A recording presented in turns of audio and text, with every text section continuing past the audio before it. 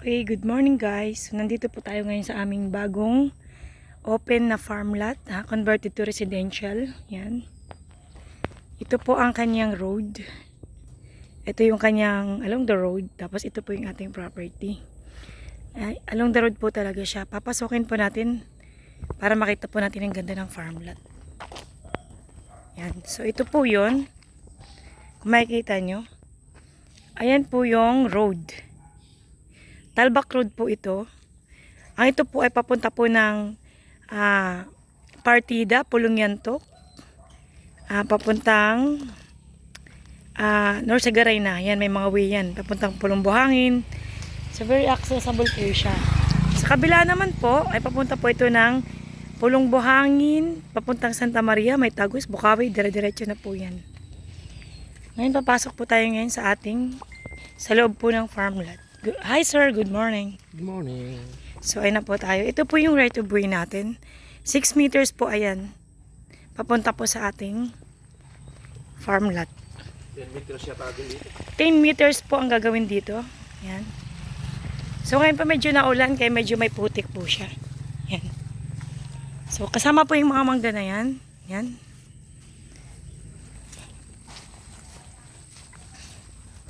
Pasukin po natin.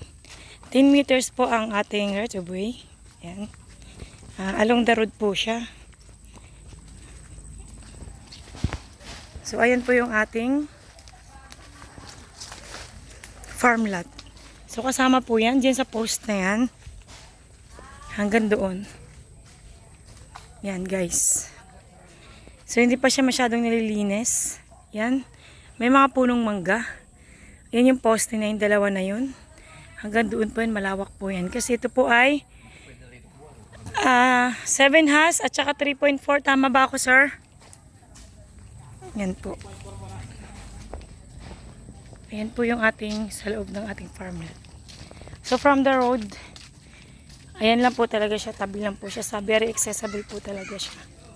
So ayan po yung ating nasa loob. Ipapakita ko lang po sa inyo yung kaloob-looban po ng ating site.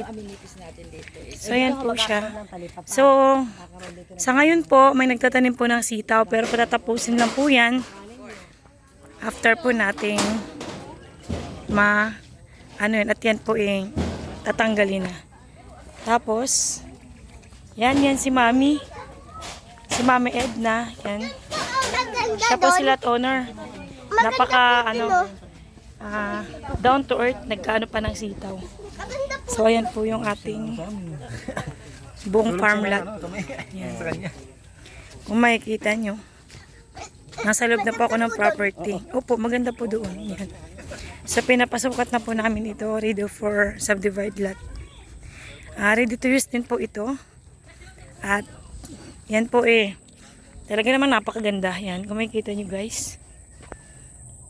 Pwede po siya talaga na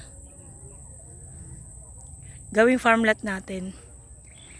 Dito lang po to sa may Encanto Angat, sa may Talbak Road. So, ayan po yung nagsusukat. Yan. Napakaganda pong area para po sa bahay bakasyonan, farm lot. Gustong magtanim, gusto pong magkaroon po ng sarili nating kalupaan na pwede po nating investment na pagdating po ng araw ay tumataas po talaga ang kanyang value. So sa mga gusto pong magpa-reserve, magpalanit ng reservation, huwag pong kalimutan na ako po ay i-chat at i-direct PM niyo po ako. Tutulungan ko po kayong i-assist. So good morning po. Maraming salamat.